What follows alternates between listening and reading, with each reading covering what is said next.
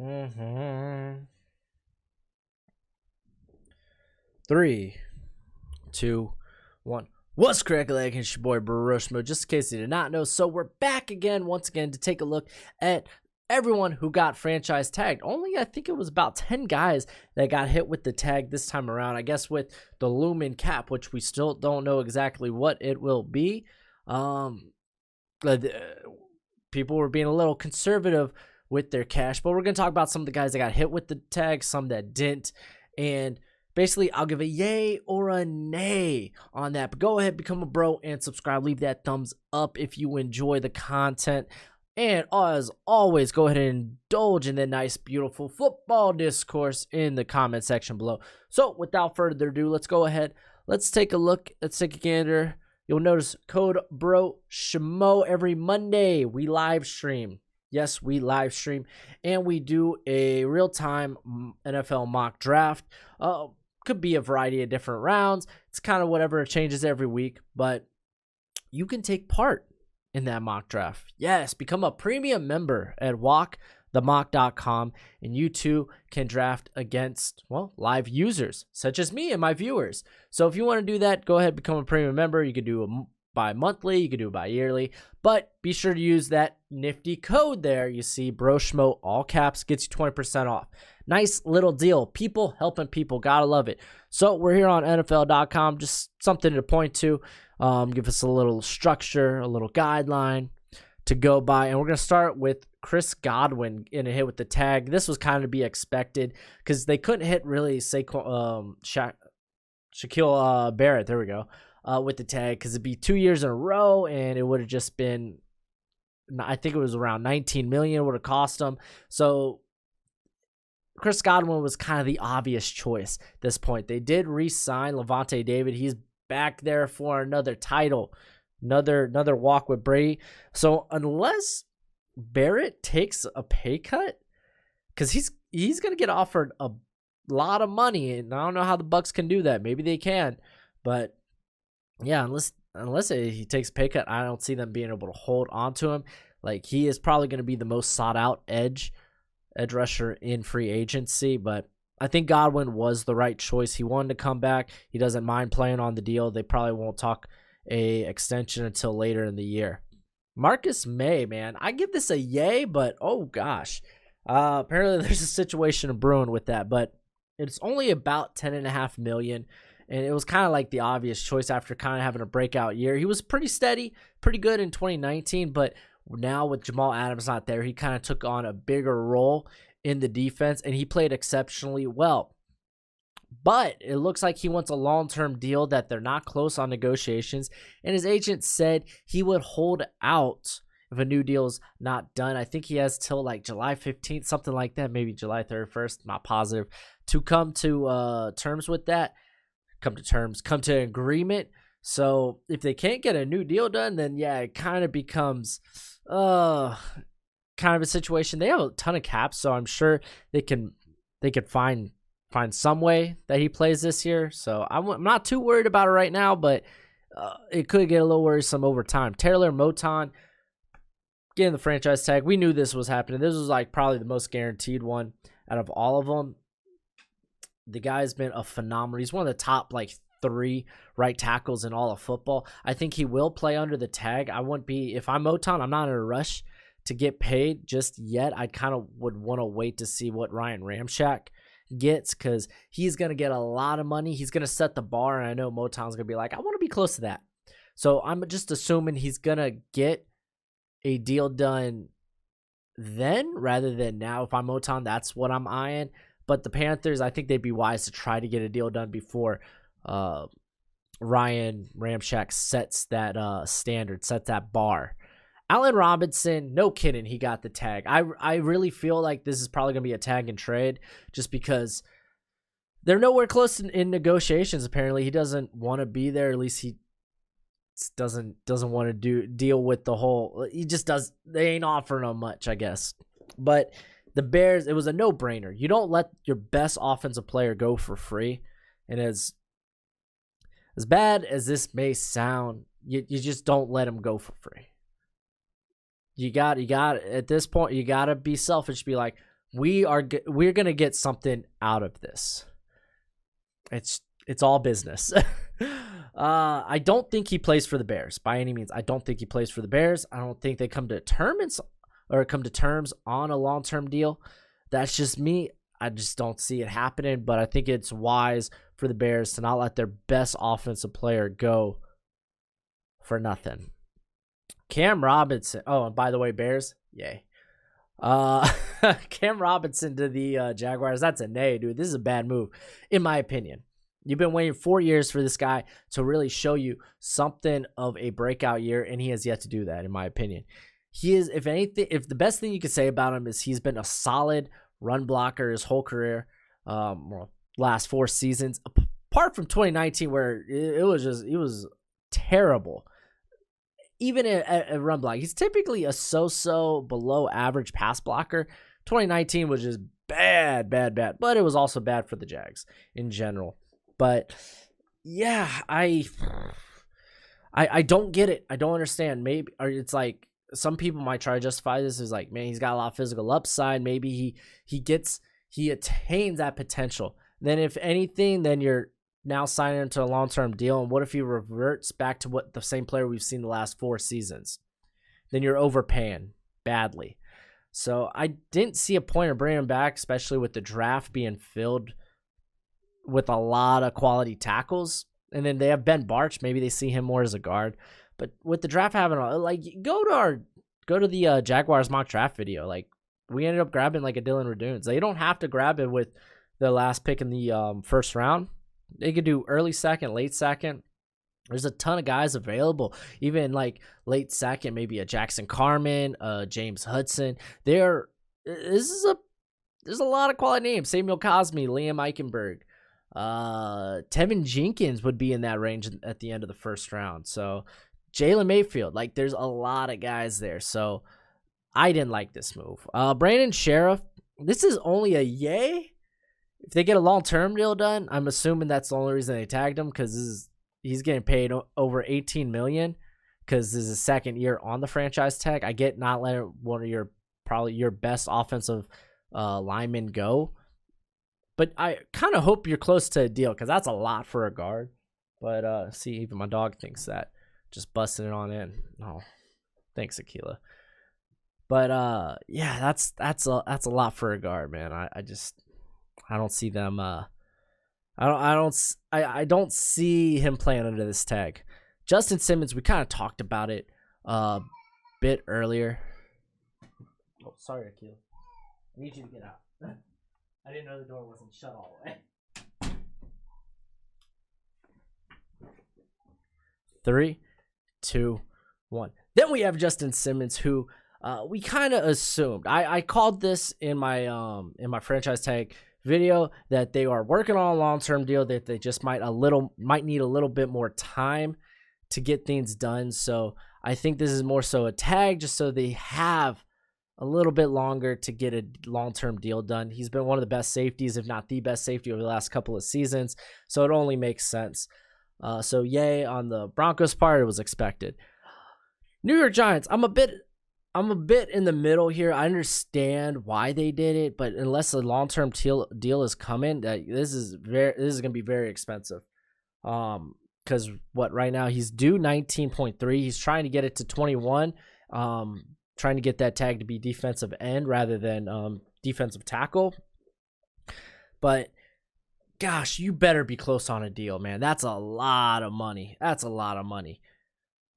And I think there's a reasonable case to be made that this could have been Dalvin Tomlinson, who, yes, he didn't have the same sack numbers, but he also played further in on the interior opposed to Leonard Williams, who's playing like that 5 to 6 tech type of area closer to the edge. Tomlinson was there on the interior, sometimes rotating in to play under the nose. So I mean, you could make a case that he would have been significantly cheaper if you wanted to maybe make moves in free agency. At this point, now you're back below, or you're back over the cap. So this really handcuffs the Giants and what they can do. So I'm on the fence about this. Speaking of being over the cap, dude, how did the Saints, like, Marcus Williams, I think that he's their best guy in the secondary. Sorry, Marshawn Lattimore. Marcus Williams has been amazing. Everyone remembers Miracle in Minneapolis, but you would be foolish to judge him based on one play. This guy's been phenomenal. I think he's a top 10 safety in the league. A young guy too. I don't know. I think he plays under the tag, and I don't know how they extend him. I don't even know how they get under the cap. Like, they're restructuring a lot of deals right now, so it's gonna be interesting. It's gonna be interesting, Saints. I don't know how, so good luck. But I'm a bit surprised. That they were able to. And then Dak, this is just all protocol. They throw a tag on him, but we already know the big deal coming his way. Let's talk about some of the guys that didn't get hit with the franchise tag. And they got a list here, and we'll go over with some of the guys not listed. Aaron Jones and Chris Carson don't surprise me. Running back, they'd be paying like $8.5 million, I think, if they get hit with the tag. So Chris Carson, he's had injury problems the last few years. Doesn't surprise me at all. They have Rashad Penny. They have was it DJ Dallas, the rookie from Miami. So yeah, that's not a shocker. I'm a bit more shocked that they didn't bring Shaquille Griffin back. Maybe they're going to try to work something out before he gets to free agency. That's yet to be seen, but I thought if they were going to tag anybody, it'd be Griffin. So it is what it is. I'm not shocked, but Aaron Jones, I'm shocked that since they didn't tag Aaron Jones, that they didn't go Corey Lindsey, who was a top center last season. It's hard to find a good center in the NFL. Like, you got a lot of average-ish centers, and then maybe just a handful of like guys that are like stellar. Lindsey was that, man. Now he gets to hit free agency. He's probably going to get a good deal out there, maybe 10 to 11 million per year. Very surprised. So you got two big parts of that offense from last season, Jones and Lindsey, hitting free agency. So yeah, just very interesting. We know Jones is going to get a ton of money. So I'm not surprised that they didn't try to bring him back at all. Kenny Golladay, I don't get it. If you're the Lions, I don't get it. Tag and trade him at the very least.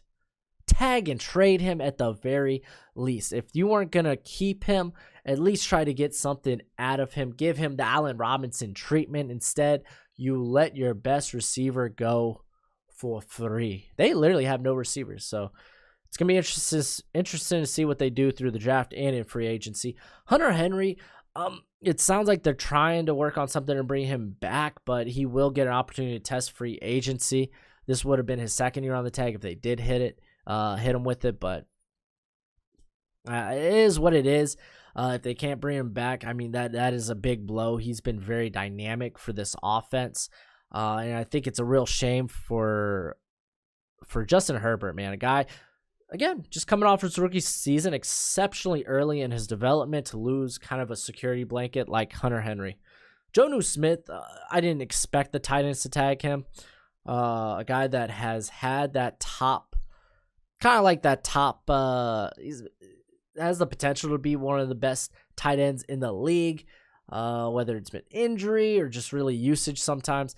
He hasn't been able to have a true breakout, but don't get me wrong, he's still like a top 10, probably top 10, top 15 tight end in the league. He's going to get paid. Some team's going to go out and get them Jonnu Smith, but this kind of leaves Tennessee without a real tight end on the roster. I think even Pruitt might be a free agent. I'm not positive though. But Ferkser, he's a free agent. They're probably going to bring him back though. He did a lot of different things there for Tennessee. But I wouldn't be too worried, because in the draft, if you can address it, with like guys late day 3 or late day 2, like Hunter Henry, Tony Tremble. So I wouldn't be too worried, even if they go Trey McKitty somewhere early on day 3. And let's talk about some of the other guys that didn't get hit, like the Patriots. They didn't go with Joe Thuney, which was utterly surprising. You would think maybe, but he gets to test free agency. I'm telling you right now, I think he's a Cincinnati native. I think he goes back to Cincinnati. really helps with that offensive line there for the young Joe Burrow. Just going to call it right now. But that man's going to get paid. Didn't do anything with David Andrews either. It'll be interesting to see because they have a lot of money to play with. So it'll be interesting to see if they may offer him. But those are two big blows to the offensive line there in New England. But they're pretty good at really nurturing offensive line talent there. I mean, look at Michael Onwenu. He was phenomenal. So, yeah, we'll see. They got Trent Brown back, so Marcus Cannon's probably gone. So now they just got to figure out that, what is it, left guard and center spot. But, yeah, we'll see. We'll see. And also, if we look at Cincinnati, Carl Lawson, probably the best pass rusher, didn't get hit with the tag, which, I mean, I kind of maybe expected that they might not do it. But I figured if they didn't go with Lawson, they would have gone with William Jackson. Jackson's been phenomenal for him. He has literally been safe to say, I think a top 15, top 20 corner in the league. He had the down year last year, but they ended up picking first overall. That whole team was pretty garbage, so it was kind of to be expected. Like when your whole defense is struggling, typically you aren't going to look so hot either. But the other 3 seasons, he's been solid. He's been good. So I think he goes into the free agency as probably the top corner. He's probably going to get a good payday. I'm surprised they didn't hit him with the tag at the very least. Lawson, he comes into a very, I would say a very deep pool of edge rushers there in free agency with your like Bud Dupree, which that doesn't surprise me. Steelers didn't put him on a tag for the second year straight. And then you could go to Baltimore. They didn't tag either of their edge rushers. Not Matt Judon, not Yannick Ngakoue. I thought Yannick was like a given for the tag. I thought they're not going to do it to Judon. That'd be 2 years in a row. It's too expensive. They might go with Yannick, who they just traded for earlier in the 2020 season. But no, both those guys get to test free agency. It's just wild to me. I think they're gonna get some good money in free agency, and like the edge class is very, very deep in free agency. So it's gonna be interesting. Like free agency is gonna be real fun. It's fun every year though. And then speaking of like deep position groups in free agency, like kind of talked about the edge. So let's talk about safeties because we have Anthony Harris. No surprise. Minnesota didn't hit him with the franchise tag for 2 years in a row because they're pretty tight on their cap right now. And John Johnson, I thought that I know that they're like negative 35 under the not under but above the cap, but I thought maybe the Rams try to franchise tag him and figure it out. It is what it is. It doesn't surprise me too much because they do have Taylor Rapp. They have Jordan Fuller, guys that did show out pretty well last year. So, but I think him and Anthony Harris are going to get some good money in free agency. And I mean, even corner, we talked about William Jackson. Malcolm Butler now kind of joins that list after getting cut. He didn't want to restructure his contract, so Tennessee cut him. You have Shaquille Griffin. You have a bunch of slot corners, like the corner, but like while there's not like a banger like a Byron Jones from last year, it's very deep at the corner position. So yeah, free agency is gonna be wild. Will Fuller, I guess, wide receiver is also another deep one, but you kind of lost your big guys with Allen Robinson and Chris Godwin, but you do have Kenny Clark out there being available. So, did I say Kenny Clark? Kenny Golladay. But Will Fuller, and it didn't surprise me he didn't get hit with the franchise tag because he's been great, but he's been often hurt. He has only played over 600 snaps once, and that was back in 2019. And then he's going to have to get hit with, I think it's a 4-game suspension at the beginning of next year for PEDs. So it doesn't surprise me he doesn't get hit with the franchise tag. They might try to work something out. I don't know. With Houston, nothing surprises me anymore. But it'd be interesting what type of deal, because I don't know. Like, some people are gonna be willing to pay him like 16, 17 million per year. I don't know if I'm on board with that. So it'll be a bit interesting. Because I mean, you could kind of settle on maybe like the second tier of receivers in this class being like your Marvin Jones, your T.Y. Hiltons, Curtis Samuels. So you might be willing to settle with those guys. Let's take a look at any other. I mean, no one thought Juju was getting tagged, did they? But no, I think that's probably about it. Clowney's back as a free agency, or back into free agency. Matt Milano. Oh, I guess we could talk about the Bills didn't hit Dylan Williams, which was a bit surprising, because now I feel like that offensive line, you're really only good at left tackle, center, and then maybe right tackle. So you really, or right tackle, right guard. So you need a right tackle, you need a left guard. So yeah, Dylan Williams though, he should get a good payday. Am a bit surprised. He's been. I mean, I thought bringing him back on a franchise tag was almost a given, but I get it that the Bills. I think they're a bit tight on cap. Everybody's tight on cap, man. Everybody and their mom. But I think that's actually about it. Yeah, man, I can't wait for free agency to start. This is going to be a banger. Leonard Floyd, but we talked about the Rams cap situation.